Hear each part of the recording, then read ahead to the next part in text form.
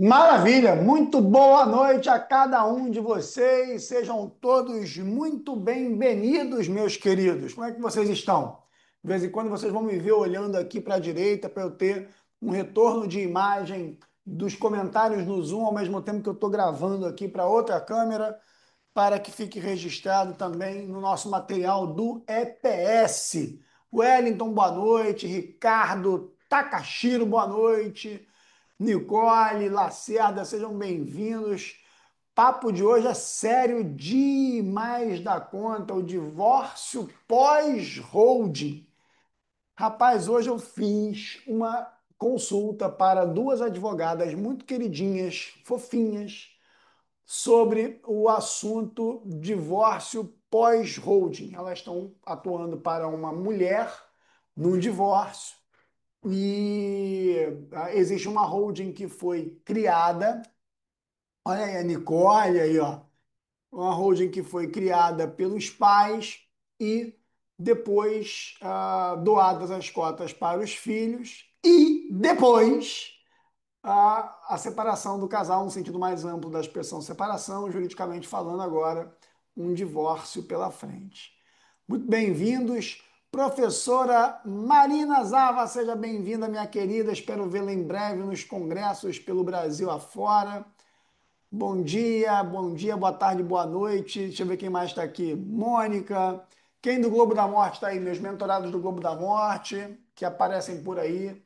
Sejam todos muito bem-vindos. Eu estou distante do meu celular, então não consigo ver aqui as mensagens que foram enviadas anteriormente, mas vejo que vocês estão chegando aí nesse dia 17 de junho, uma terça-feira fria aqui no Rio de Janeiro, já aí antevendo um feriado prolongado que vem pela frente, felizmente, que é para dar um refresco para nós.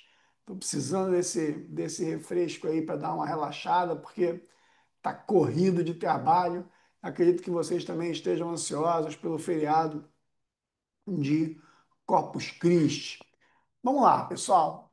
Antes de mais nada, vocês vão perceber que eu coloquei aí na descrição da nossa live o tema do nosso encontro, que é o divórcio pós-holding. E antes tem um número ali, né? O 1706, ali, um número cabalístico. Esse número, você digitando aí nos comentários, levará vocês a receberem informações sobre o workshop, a terceira edição do workshop Holding na Reforma Tributária, que vai acontecer no mês de julho, na segunda semana de julho, nos dias 14, 15 e 16 de julho. Então, aquele que ainda não fez a inscrição, já escreve aí no comentário 1706 para que o sistema envie para vocês informações sobre esse evento que vai acontecer no começo, na segunda semana do mês de julho, de 14 a 16 de julho. Grande professor Léo Aquino, feríssima, meu irmão. Que honra ter você aqui comigo. Então, aqueles que não fizeram a inscrição ainda, sapequem o 1706, eu quero ver vocês nos dias 14, 15 e 16 de julho, no workshop Hold na Reforma Tributária. Enquanto isso, vou aqui falar sobre esse assunto que tem me perturbado. Inclusive, eu tenho tratado desse assunto em algumas palestras ministradas no ano passado. Durante o ano passado, eu me lembro de ter tratado disso, pelo menos em duas palestras. E é algo para o que as pessoas não estão atentando. Indo direto ao ponto. Quem que está aqui já fez alguma holding para um casal, doando depois cotas para os filhos ou passando cotas para os filhos? Quem aqui já experienciou isso? Quem já fez holding doando cotas para os filhos? Deixa eu ver aí quem é que está nesse universo dessa experiência. Vamos lá. Grande Tarley, meu irmãozinho querido, feríssima. Quem aí já fez holding? Tarley, você eu sei que já.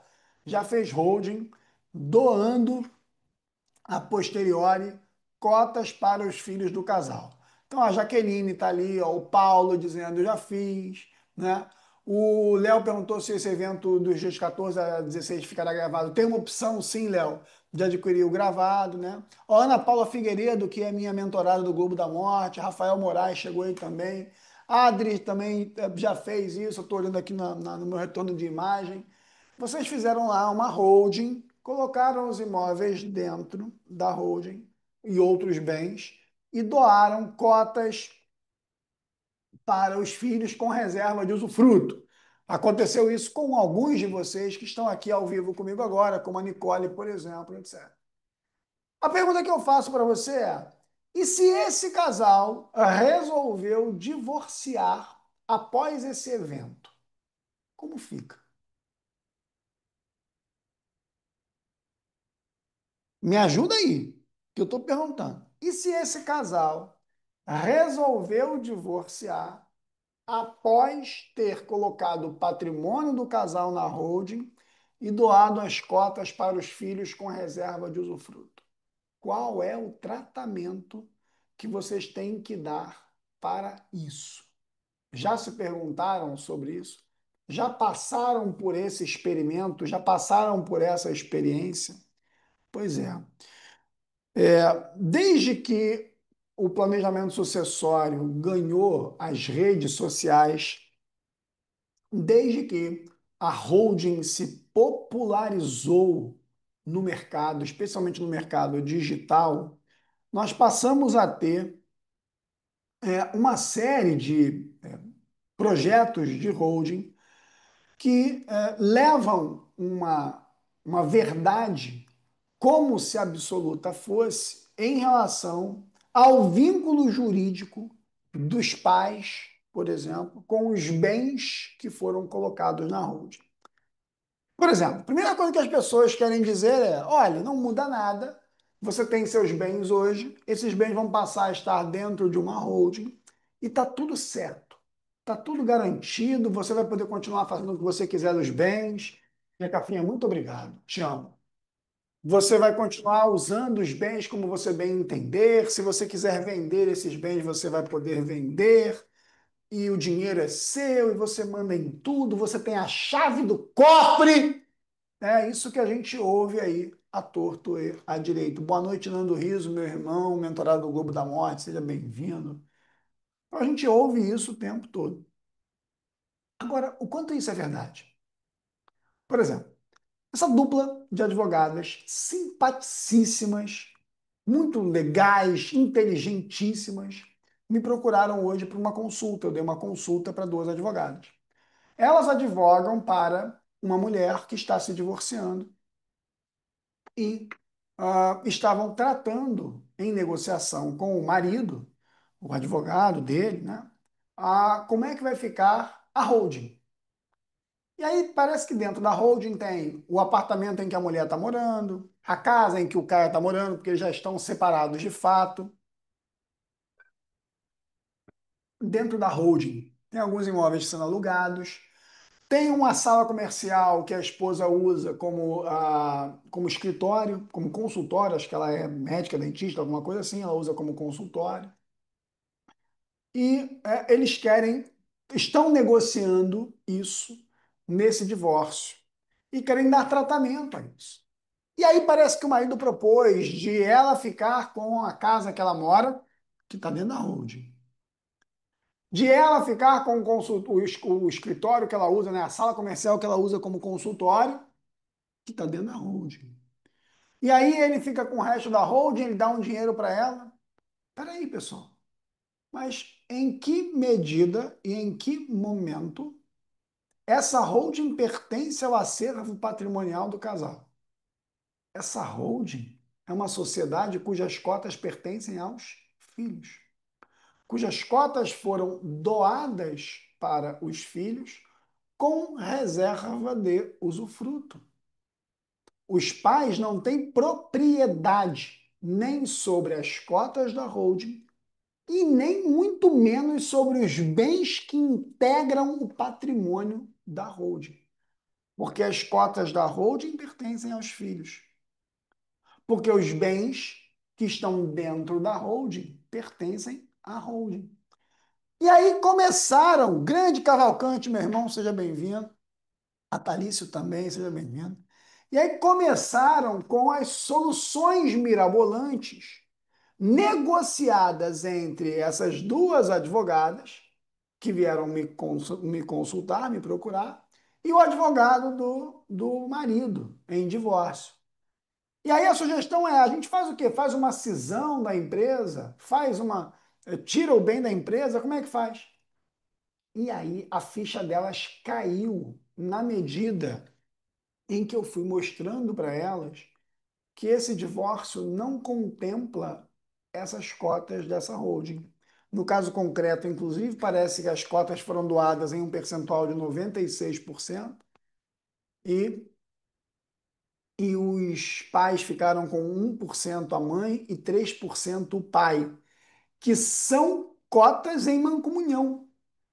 Porque, apesar de ter 1% em nome da mãe e 3% em nome do pai, e os outros 96% estarem em nome de dois filhos menores de idade, aqueles 4% que estão, um em nome da mãe e três em nome do pai, na verdade, pertencem em mancomunhão ao casal. E que se houver uma partilha, por exemplo, igualitária, duas cotas para cada um, né? 2% para cada um.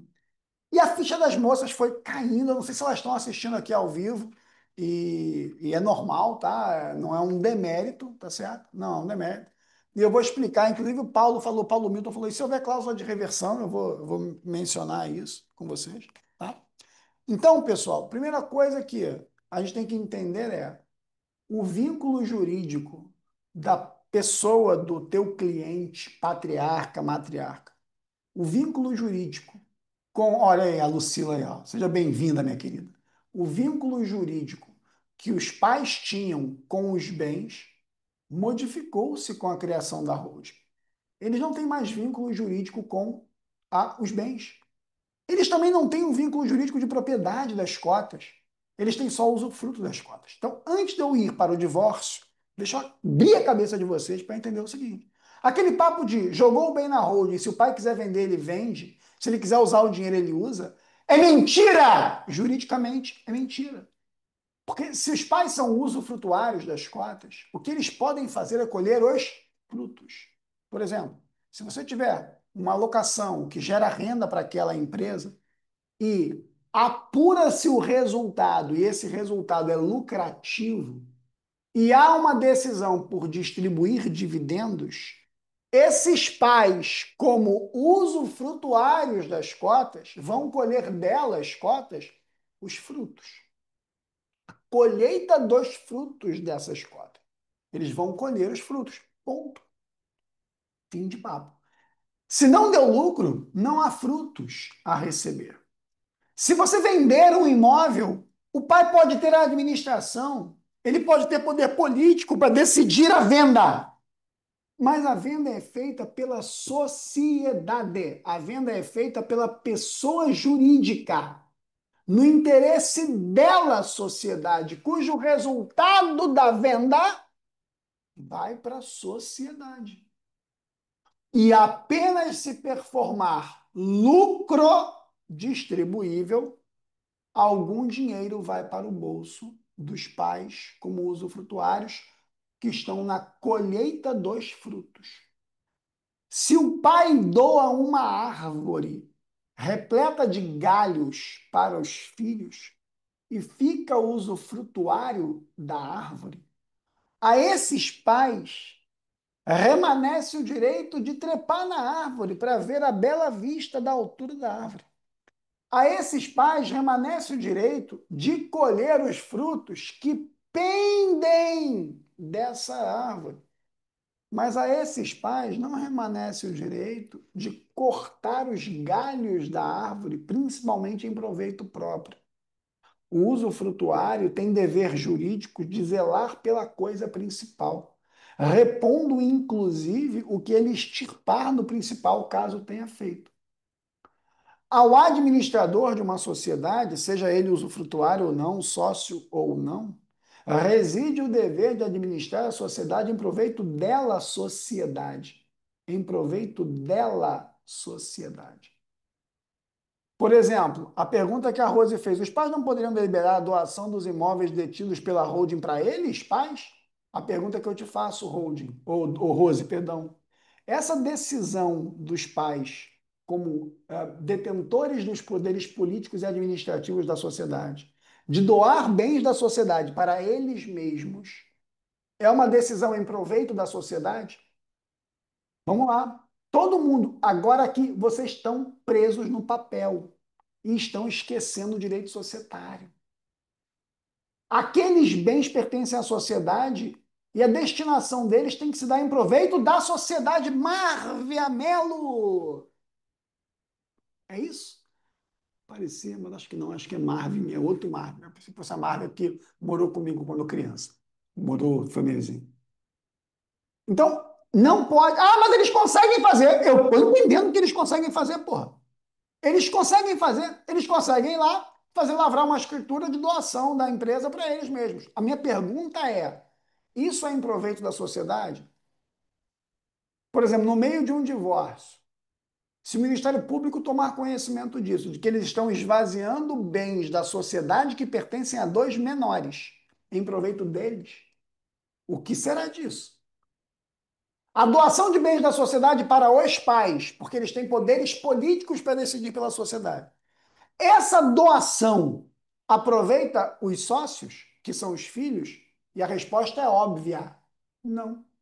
Porque os pais estão abusando do direito de usufruto e exercendo a administração da sociedade e exercendo os direitos políticos que decorrem do usufruto, não em proveito da sociedade, não em proveito dos sócios, que são os filhos, principalmente menores, mas em proveito próprio. Há um desvio jurídico absurdo nessa história. Alguns de vocês podem estar pensando agora, porra, Pablo, então esquece holding, eu não vou fazer holding nunca mais. Ué, não é exatamente isso. Se as coisas naquela família fluem muito bem, obrigado, beleza. Agora, se você tem um evento como esse, em que está havendo um divórcio e os pais só têm usufruto daquelas cotas, tudo passa a ser problema. Por exemplo, na orientação que eu dei a essas duas advogadas na consulta de hoje de tarde, elas me disseram que o pai, em nome da sociedade, como administrador dela, vendeu um imóvel. E a mãe não sabe nem para quem, nem por qual valor, nada. Só sabe que vendeu um imóvel. Qual foi a orientação que eu dei? Notifique o pai como administrador e detentor de poderes políticos de usufrutuário pela própria mãe e pelos menores, dizendo: eu estou exercendo o dever de zelo pelo patrimônio dos meus filhos. Você é administrador da sociedade. Vendeu o imóvel por quê? No interesse de quem? Para onde foi o dinheiro? E a gente já sabe que esse pai não deixou esse dinheiro na empresa nem investiu na empresa. Nós sabemos muito bem que ele usa a empresa a seu bel prazer. O que elas conseguem com isso, por exemplo? Elas conseguem buscar um afastamento da administração. Elas conseguem afastá-lo da administração. Então, primeira coisa, antes de eu entrar no tema central do divórcio pós-holding, antes de eu entrar nesse tema central, vocês precisam amadurecer o direito de vocês, porra. Vocês têm que parar de agir como crianças jurídicas, achando que o direito é o que vocês querem que ele seja. O direito não é o que você quer que ele seja. O direito é o que ele é. O direito societário não nasceu quando você nasceu. O direito societário existe há muitos anos. O direito societário está no Código Civil para ser cumprido. A sociedade não pertence aos sócios. As cotas pertencem aos sócios. O administrador da sociedade tem dever de zelo. O Código Civil diz no 1010 que o administrador funciona como um procurador e o mandatário deve agir de acordo com os interesses do mandante. O administrador da sociedade é, ao cabo e ao fim, um mandante dos interesses da sociedade. Pegar os bens da sociedade e fazer uso deles como bem nos convém, não é agir de acordo com o interesse da sociedade. Você pode achar o que você quiser, mas o direito não vai renascer para o seu desejo. Você não vai recriar o direito só porque você quer vender holding do jeito errado. Da mesma forma, o usufruto. O pai pode ter usufruto com poderes políticos. Ele pode decidir que a sociedade faça coisas. Pode. Mas, ao decidir, ele deve agir de acordo com o interesse da sociedade. Artigo 1080, sob pena de responder por abuso do voto. Enquanto estiver tudo bem, amém. Mas no primeiro sinal de conflito, meu irmão, o que vem para a mesa é a lei e ponto. O que vem para a mesa é o direito e ponto. Estão me acompanhando no que eu estou dizendo? Sim ou não? Vou ler alguns comentários aqui. Ó. Se os pais emprestam dinheiro para a empresa doada aos filhos, a empresa emitir debêntures conversíveis em ações seria uma forma dos pais decidirem sempre sobre o domínio dos bens? Eita, Fabrício, de onde você tirou? Rapaz, eu queria usar o que tu está usando aí. Os pais emprestam dinheiro para a empresa, cujas cotas foram doadas aos filhos, e a empresa emite debêntures conversíveis em ações. Beleza, aumento de capital, não precisava de debênture. Bastava aumentar o capital e os pais já entrarem como sócios com o dinheiro colocado. Seria uma forma dos pais decidirem sempre sobre o domínio dos bens legalizados? Não. Até porque tem que ver em que percentual isso está diluído. E, independentemente, ainda que os pais tivessem, por exemplo, maioria de capital nessa empresa, isso não dá a eles o direito de decidir na empresa pelo seu interesse pessoal. Senão é abuso de controle. 117 da Lei de SA, 1080 do Código Civil. Senão é abuso da administração, 153, 155 da Lei de SA, ou 1016 do Código Civil. Galera, eu preciso que vocês reinventem o direito na cabeça de vocês para o lugar que ele sempre esteve. Não existe o seu direito societário, existe o direito societário.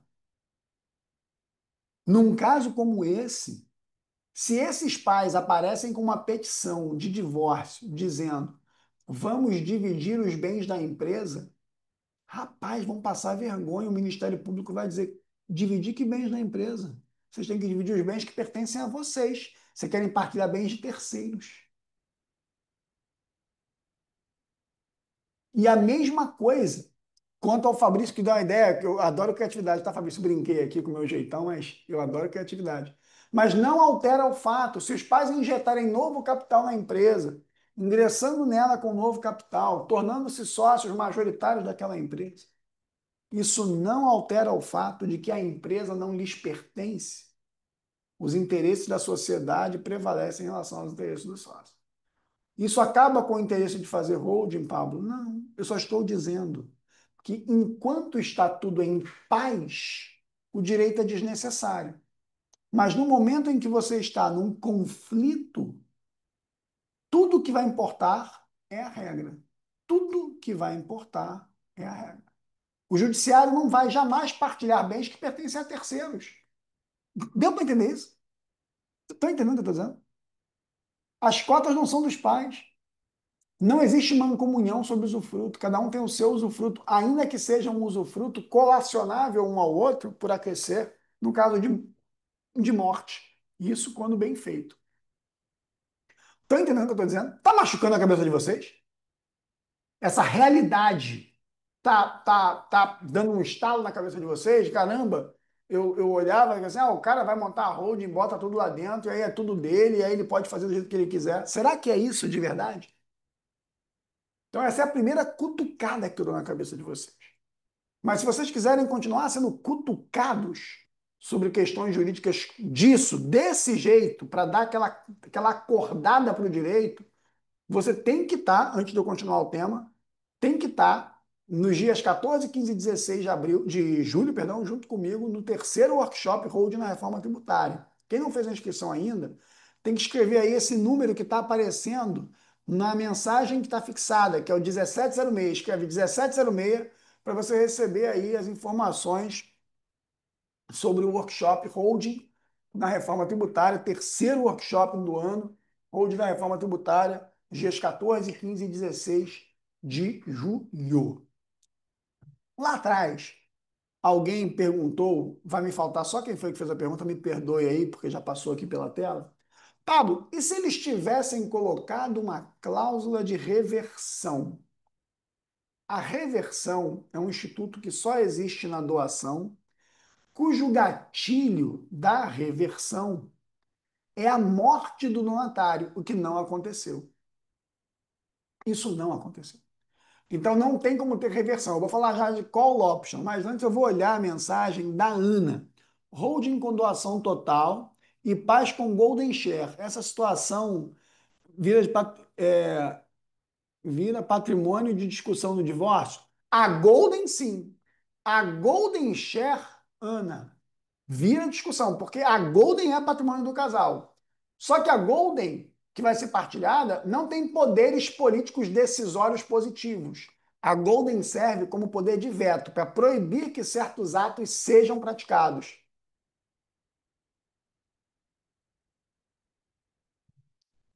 Então, apesar de não ser a pergunta que você me fez, né? Se houvesse uma golden sim, ela teria que ser partilhada. O valor econômico da golden costuma ser desprezível. Assim como nesse caso dessas duas advogadas que me consultaram hoje, tem 4% das cotas que pertencem aos pais mesmo. E que, sim, esses 4% vão ser partilhados. Porque, sim, esses 4% pertencem ao casal. Tá? Alguém poderia dizer, tá bom, Pablo, mas pensando pelo bem do divórcio, interesse da família, etc., daria para dividir essa holding em duas? Ok? Com a pergunta que eu estou fazendo agora, estou provocando vocês. Daria para dividir essa holding em duas? Então vamos lá. Ó, antes de eu responder, a Juliana falou assim: ó, o usufruto poderia ser dividido entre eles conforme eles desejarem? Mais ou menos, Juliano, Juliano, perdão. Porque o usufruto, ele não passeia, senão com a morte quando há direito de acrescer, 1411 do Código Civil. Então o usufruto não passeia, tá? Eu não tenho como abrir mão do meu usufruto em favor do outro usufrutuário. O que poderia acontecer, que é o que eu vou comentar agora, é o seguinte: vamos imaginar que eles fizessem um acordo para dizer assim: vamos dividir essa holding em duas e cada um de nós cuida de uma dessas holdings. Então as cotas são dos filhos, a gente vai dividir a holding em duas holdings, ambas as holdings em nome dos dois filhos, mas o papai cuida de uma, a mamãe cuida de outra. Isso é possível? Mas com 1.450 senões. Primeiro senão. Essa divisão potencialmente seria uma cisão. Né? Nessa cisão, a primeira coisa a enfrentar vai ser o ITBI novamente. Tá? Então, se a empresa vive de locação, essa cisão vai ser com o pagamento de ITBI, não dá nem para discutir a imunidade incondicionada do tema 1391 que está aí na mesa para ser julgado pelo STF. Então, você vai ter um enfrentamento com potencial pagamento do ITBI. Beleza, até aqui, se for resolver a vida deles, pagar é bom, porque na verdade, cara, na boa, gastar dinheiro para ter paz é maravilhoso demais, né? Só que, no momento em que eles fizerem essa cisão, vai ser criada uma nova empresa. Preste atenção nessa, porque isso tem precedente judicial. Vai ser criada uma nova empresa. E aí, digamos, ó, metade dos imóveis está nessa empresa A, os filhos são sócios, e a outra metade foi para uma nova empresa, chamada empresa B, em que os filhos são sócios também. Na empresa A, os pais são usufrutuários. Os dois são usufrutuários. Na empresa B, não tem usufruto, porque o usufruto não passeia. Olha só, galera. Olha como é que o direito é mais sorrateiro do que vocês imaginam. Na empresa B, os filhos vão ser proprietários plenos.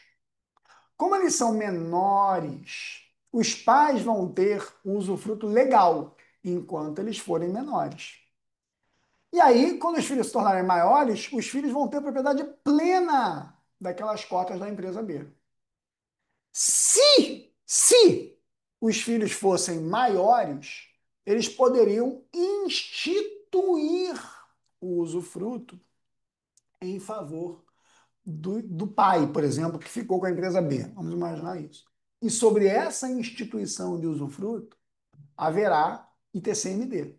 Na instituição do usufruto, entra o ITCMD.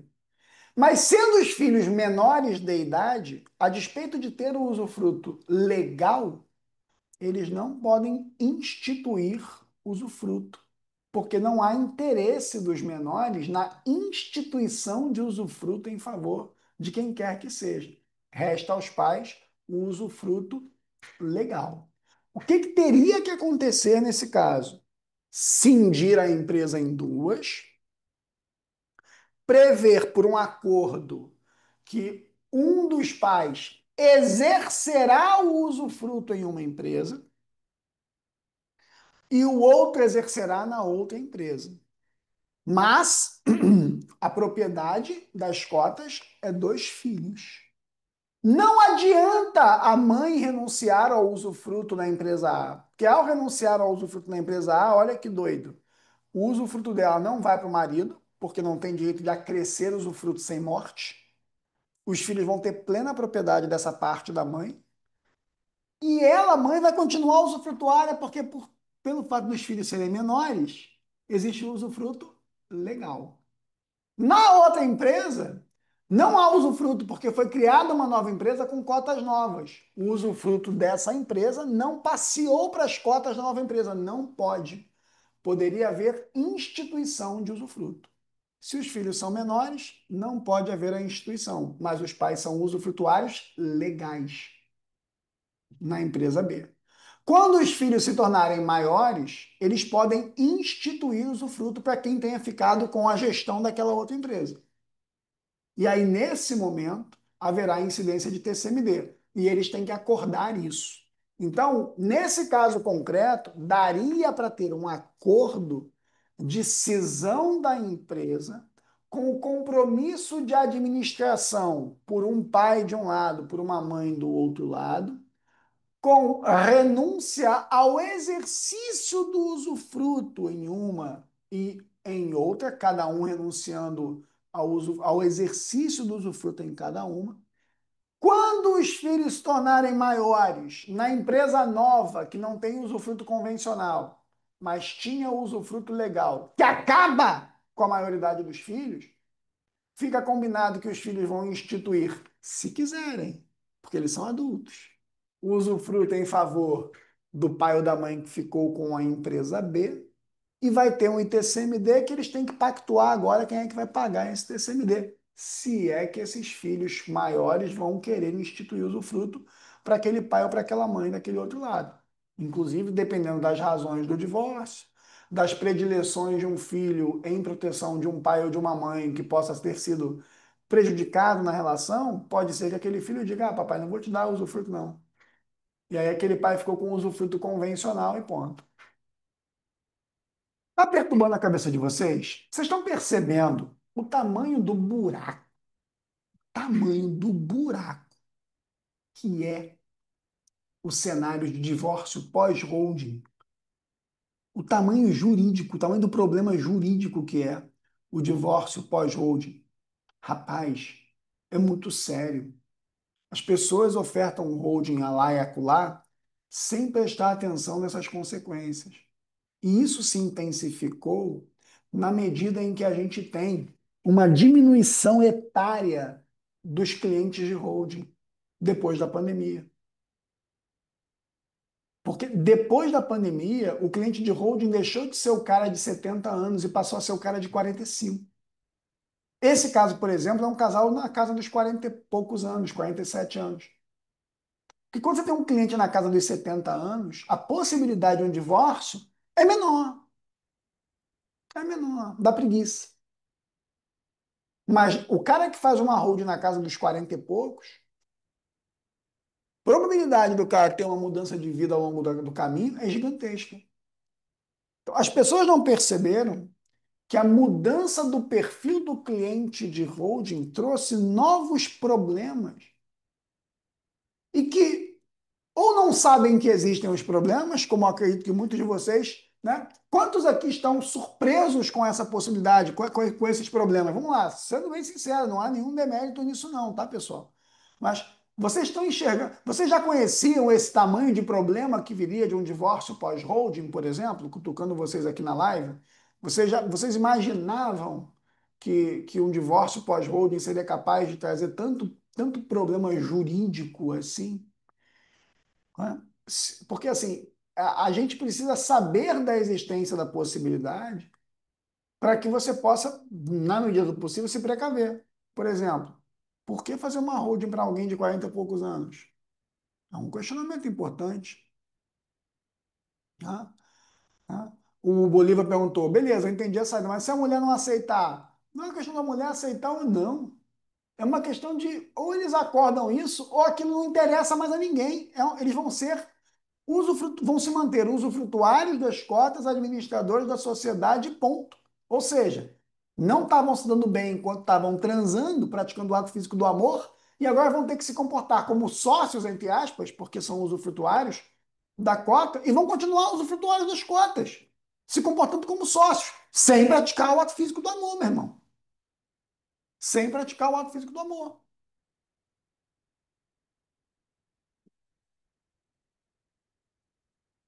Já fizeram a inscrição para o workshop Road na reforma tributária, 14, 15 e 16 de julho? É só escrever aí, ó, no comentário, 1706, que é esse número que aparece aí na, na mensagem fixada. Para que você possa estar comigo no terceiro workshop do ano, Road na reforma tributária. Tem que fazer a inscrição lá. Não dá para fugir da verdade.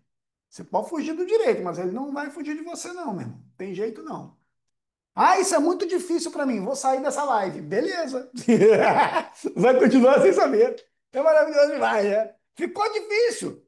Vou sair. Vai continuar difícil. Mais difícil ainda. Aí eu não vou fazer o workshop desse cara, não, porque ele fala coisas muito difíceis. Vai continuar difícil pra caceta. Não vai deixar de ser difícil, tá? Então vamos lá. É, aqui, ó, a Ferreira colocou assim: olha, vou ser sincero, eu travo sempre com relação a falecimento, com relação a divórcio, eu fico esperto se são pessoas com relações e filhos de casamentos anteriores e tal. Pois é. E aí vem uma nova, né? Vem uma nova, né? Juliano, não coloquei ainda esse tema, tá? Mas é uma coisa boa, venda de cotas da holding pós-reforma, que é o custo tributário, na verdade, por venda de participações societárias de um modo geral, né? Então, galera, não dá para escapar, sabe? Não dá para escapar. A gente precisa super aceitar que o direito não é fácil. A profissão que vocês escolheram é uma profissão difícil, é uma profissão técnica. Tá? É uma profissão que a gente não pode querer que ela funcione como uma mera burocracia. Olha, William Júlio, meu querido aí, William, é 31 de julho, estou indo para Curitiba, tem aquele evento dia 1º ou dia 2 de julho, de agosto, perdão, na Harley aí de Curitiba, hein, cara. Vê se vai lá, cara, nesse evento. Tá? Professor Luiz Couto, seja bem-vindo, meu irmão. Feríssima. Semana que vem estaremos juntos aí em Vitória para o Congresso. Vai ser um prazer te encontrar, cara. É um prazer enorme te encontrar aí em Vitória. Então, pessoal, não dá para escapar. Pablo, se você faz uma holding e você quer prevenir isso, dá para prevenir isso? Então, vamos lá. Qual possibilidade existiria para reduzir os impactos de um divórcio? O primeiro deles é uma cláusula de call option dessas cotas em caso de divórcio, prevendo o seguinte: olha, se houver divórcio, considerando que o planejamento é feito no interesse do casal e da família, que a estrutura só faz sentido enquanto houver essa mesma unidade familiar, e que se houver um divórcio, não faz sentido manter a estrutura, e que, por exemplo, qualquer dos cônjuges pode buscar ter nova filiação, o que obrigaria a uma repartilha, etc. Haveria então a call option, ou seja, trazer de volta essas cotas para os cônjuges. E com isso eles levariam essas cotas à partilha. Melhor ainda se isso fosse uma SA, facilitando a call através da mera transferência no livro de ações. Essa call estaria sujeita a ITCMD. Então vocês têm que pensar que esse divórcio, se for para esse caminho, vai custar caro. Mas daria margem para você fazer isso levando ao judiciário um eventual litígio sobre cotas que pertencem aos pais, porque foram objeto de uma call option. E é isso que seria antes, Jaqueline, para evitar, inclusive, um olhar do MP, com riscos. Sobre uma call com valor de R$ 1 ou 1 centavo, etc., o valor irrisório leva à doação. Então, do mesmo jeito que hoje a gente fala, vou fazer uma venda de cota por valor simulado, por valor de nominal de capital social. O que tem acontecido aí em vários estados, né, como Operação Lock, etc., né, que é desconsiderar a venda, porque não é venda, porque a call option, pessoal, é uma operação ou onerosa ou gratuita. Se ela é gratuita, tem CMD. Se é onerosa, tem preço. Se tem preço, tem que ser preço real. Então, pense na call option como uma operação de transferência, que gratuita é doação, onerosa é venda. A call é só o direito de exigir a transferência, tá? A call não muda o fato de que aquela transferência tem ou uma graciosidade ou uma onerosidade. A Simone fala em cláusula de reversão. Não, Simone, a reversão só se aplica na morte do donatário, que é tudo que a gente não quer nesse cenário. Essa é uma cláusula que a gente odeia usar. Recentemente, um mentorado meu do Globo da Morte precisou usar e foi muito interessante, que é o primeiro caso que eu conheço na minha vida de exercer na junta uma cláusula de reversão por morte de donatário das cotas. E a junta queria alvará, queria inventário, queria não sei o quê. E eu orientei esse meu aluno, que é muito bom esse mentorado, e ele fez um pedido de reconsideração à junta, explicando o Instituto da Reversão, e foi acolhido, tá? Eu até depois vou sugerir a galera do DREI para colocar isso no manual do DREI. Mas a reversão, infelizmente, né, é um evento que só acontece com a morte do donatário. O que poderia ser previsto no contrato é call option, trazer de volta a cota, com consequências, inclusive especialmente tributárias, porque como não vai ter preço de verdade, então, você tem aí o risco do ITCMD, tá? Com razão do divórcio, não seria um propósito negocial fair? Pois é, Rose, a ideia principal para tentar dar um lastro para isso, a uma cláusula como essa, é a gente explicar a operação. Olha, essa estrutura é uma estrutura de planejamento sucessório de uma família. E que se a família não estiver unida, o propósito caiu. E para o bem da família, eu preciso trazer de volta essas cotas através de call option. Repito, com o risco do ITCMD. Não dá para imaginar que só porque eu tenho uma cláusula que me permite trazer de volta, isso não tenha consequências outras. E, eventualmente, até um questionamento do Ministério Público se tomasse conhecimento. Só que num caso como esse, seria muito mais fácil, simplesmente, ó, vamos brigar, vamos sair na porrada, não sei o quê, vamos, mas antes de mais nada, vamos pegar as nossas cotas de volta para a gente poder ter com que brigar. Porque senão, não. Tá?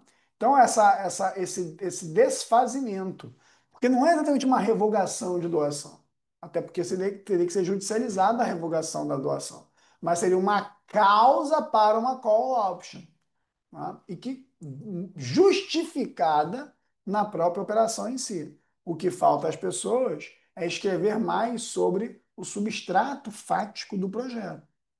Tá?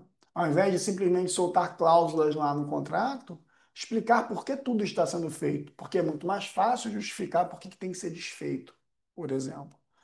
Eu não estou dizendo a vocês que esse desfazimento seria simples, que ele não pudesse ser objeto de um questionamento e, principalmente, que ele não pudesse ser objeto da incidência de ITCMD nessa história. Porque para o Estado, isso é uma doação. E é mesmo. A cota voltar do filho para o pai sem pagar nada é doação. Ah, pagou R$ 1, é doação. Aí a gente não precisa fazer força para entender que essa é uma venda simulada. Né? Ah, mas eu posso prever R$ 1. Você pode prever R$ 1, pode prever o que você quiser. Você não escapa da possibilidade de questionamento sobre a graciosidade do evento e, consequentemente, o risco do ITCMD. Só que, ao menos, permite às partes transacionar a partilha sobre esses bens que agora lhes teria sido restituído através da call option. Já se inscreveu para o workshop Hold na Reforma Tributária, terceira edição do ano, 14, 15 e 16 de julho? Não? Então escreve aqui no comentário 1706 para receber as informações aí no DM, aí, no direct messenger aí, 1706 é esse código aí, sei lá de onde a equipe encontrou esse número aí para escolher como sendo um número cabalístico aí para vocês escreverem e obterem essas informações.